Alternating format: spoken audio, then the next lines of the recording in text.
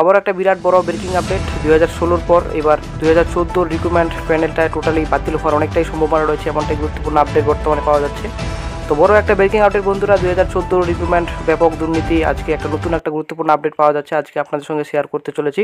তো অবশ্যই বন্ধুরা ভিডিওটি শেষ পর্যন্ত দেখুন। চ্যানেল নতুন দর্শকরা অবশ্যই চ্যানেলটিকে সাবস্ক্রাইব করে দেবেন, সঙ্গে অনুসরণ করে রাখবেন প্রতিনিয়ত যে কোনো সরকারি বেসরকারি সবার আগে চাকরির খবর আপডেট পাওয়ার জন্য। তো বন্ধুরা 2014 রিক্রুটমেন্ট প্রসেস সম্পূর্ণভাবে প্যানেল প্রচুর দুর্নীতি হয়েছে, এটাই বর্তমানে একটা আপডেট পাওয়া যাচ্ছে। 2016 সালের রিক্রুটমেন্ট আপনারা দেখছেন, বর্তমানে এখন প্যানেলটা টোটালি বাতিল করা হয়েছে। হাইকোর্টের রায় যেটা আপনাদের দেওয়া হয়েছে, 26,000 চাকরি বাতিল প্রায় করা হয়েছে, ঠিক আছে। তো বর্তমান যেটা সুপ্রিম কোর্টের স্থগিতাদেশ বর্তমানে কোনো রকম কিন্তু দেয়নি, ঠিক আছে। রায় কিন্তু হাইকোর্টের যেটা রায় রয়েছে সেটা কিন্তু বহাল রেখেছে। রাজ্য এবং এসএসসি আবারও কিন্তু একটা বড় ধাক্কার সম্মুখীন হতে চলেছে। 2014 রিক্রুটমেন্টে বড় একটা ব্যাপক দুর্নীতি হয়েছে, এটাই একটা আপডেট উঠে আসছে বর্তমানে। তো এই হিসেবে যদি ধরা যায় 2014 এবং 20, 2022, 24 সম্পূর্ণ রিক্রুটমেন্ট কিন্তু প্যানেল কিন্তু টোটালি অনেকটাই বাতিল হওয়ার সম্ভাবনা রয়েছে। প্রায় 70,000 চাকরি হারা হয়ে থাকবেন আশা করা যায়, এমনটাই আপডেট পাওয়া যাচ্ছে। যদি শূন্য তথ্য ডকুমেন্টস যদি এসএসসির কাছে না থাকে তাহলে কিন্তু 70,000 চাকরি বাতিল হওয়ার অনেকটাই সম্ভাবনা রয়েছে। আপনারা অবশ্যই দেখতে পাচ্ছেন 2014 সালের প্রাথমিক টেটও ব্যাপক অনিয়মের ইঙ্গিত, হাইকোর্টে জানালো সিবিআই। প্রাথমিক টেট পরীক্ষার মামলা নিয়ে বড় পর্যবেক্ষণ কলকাতা হাইকোর্ট। 2014 সালে প্রাথমিক টেট পরীক্ষায় নিয়োগের ব্যাপক দুর্নীতি হয়েছে বলে সিবিআই দাবি করেছে। কীভাবে দুর্নীতি হয়েছে তা বিস্তারিত রিপোর্ট জমা দেওয়া হয়েছে আদালতে। এই মামলায় আজ মামলায় আরও প্রার্থী যুক্ত হয়েছে। তো বন্ধুরা আশা করি ক্লিয়ার, 2014 রিক্রুটমেন্ট যেটা প্যানেল রয়েছে তো সেটা কিন্তু সম্পূর্ণভাবে অনেকটাই দুর্নীতি হয়েছে, সেটা কিন্তু বর্তমানে সিবিআই তদন্তে উঠে আসছে বর্তমানে। তো তারপর চলে আসছে নেক্সটে। তো হাইলাইটে আপনারা অনেক দেখতে পাচ্ছেন প্রাথমিক টেট পরীক্ষাতেও ব্যাপক দুর্নীতি, শিক্ষকদের ভবিষ্যৎ অনিশ্চিত হওয়ার অনেকটা সম্ভাবনা। তো নিয়োগ দুর্নীতি মামলা সিবিআই রিপোর্টে ব্যাপক বেনিয়মের ইঙ্গিত পাওয়া যাচ্ছে বর্তমানে। এসএসসি 2016 পর 2014 সালের প্রাথমিক টেট পরীক্ষাতেও বেনিয়মের ইঙ্গিত রয়েছে। কলকাতা হাইকোর্টে এমনটাই জানালো সিবিআই।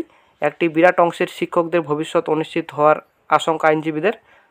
2014 সালের টেট নিয়োগ দুর্নীতি মামলার সিবিআই রিপোর্টে ব্যাপক বেনিয়মের ইঙ্গিত, নকল ওয়েবসাইট তৈরি করে বাইরের লোক নিয়োগ, ফেল করাদের পাস দেখিয়ে নিয়োগসহ একাধিক অভিযোগ তোলা হয়েছে সিবিআইয়ের তদন্তে।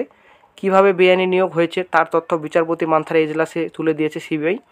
এই মামলা সংক্রান্ত বিষয়ে আজ মঙ্গলবার প্রাথমিক শিক্ষা সংসদের বক্তব্য জানানোর কথা ছিল, কিন্তু আজ আরও প্রার্থী মামলায় যুক্ত হওয়ার আবেদন জানালো আদালত।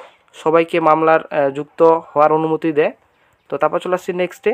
উল্লেখ্য 2014 সালে টেট পরীক্ষার উপরে 16, 20, 2022, 24 সালে প্রাথমিক শিক্ষক পদে নিয়োগ হয়েছে।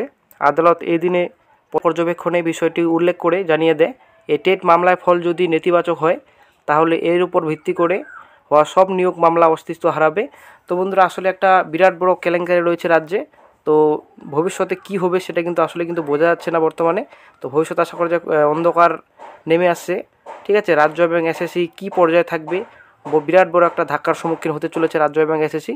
এবং চাকরি হারা বর্তমানে প্রচুর 70,000-এর কাছাকাছি চাকরি হারার সংখ্যা বর্তমানে হয়ে দাঁড়াবে, ঠিক আছে। 2014 সালের টেট, তারপর আপনাদের 16, তারপর 20, তারপর 2022, 2024 প্রাথমিক শিক্ষক নিয়োগ যেটা হয়েছিল। তো বর্তমানে আদালতের যেটা 2014 সালের টেট পরীক্ষাতে সিবিআইয়ের যেটা তদন্তে উঠে আসছে যে অনেক কিছু বেনিয়ম উঠে আসছে। তো সেই বেনিয়ম যদি প্রমাণস্বরূপ মিলে যায়, নেতিবাচক যদি কোনো রিপোর্ট যদি রায় হয় তাহলে কিন্তু 2020, 2022, 2024 সেই প্যানেলেও কিন্তু বিশাল বড় একটা দুর্নীতির আশঙ্কা থাকবে, ঠিক আছে। তো ফলে গত 4 দফায় যে প্রায় 70,000 শিক্ষক প্রাথমিকে নিয়োগ হয়েছে তাদের ভবিষ্যৎ অনিশ্চিত হবে বলে আশঙ্কা আইনজীবীদের। 8 সপ্তাহ পরে মামলার শুনানি, তার আগে সব পক্ষকে হলফনামা দিতে বলে জানিয়ে দিয়েছে আদালত।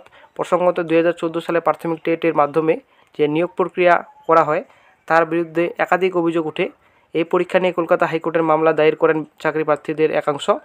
বেআইনিভাবে শিক্ষক নিয়োগের অভিযোগ তোলেন তারা। চাকরি প্রার্থীদের আইনজীবীরা আগেই জানিয়েছিলেন তারা পরীক্ষায় ওএমআর সিটের তথ্য হাতে পাননি। কলকাতা হাইকোর্টের বিচারপতি রাজাশেখর মান্থা কড়া ভাষায় নির্দেশ দেন সিবিআইকে, ওএমআর সিটের প্রকৃত তথ্য খুঁজে বার করতে হবে।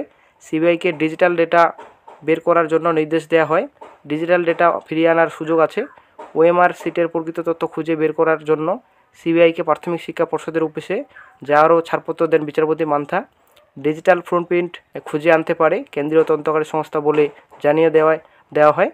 প্রাথমিক শিক্ষা পর্ষদও জানিয়েছিল ওএমআর সিটের হার্ড কপি নষ্ট করে ফেলা হয়েছে, যদিও ডিজিটাল ভার্সনে পুরোটা সংরক্ষিত আছে। তো বন্ধুরা আসলে কিন্তু বিশাল বড় একটা টেনশন রয়েছে ভবিষ্যতে, ঠিক আছে, রাজ্য এবং এসএসসি এবং চাকরি প্রার্থীরা তো বিশাল বড় একটা ধাক্কার সম্মুখীন হতে চলেছে।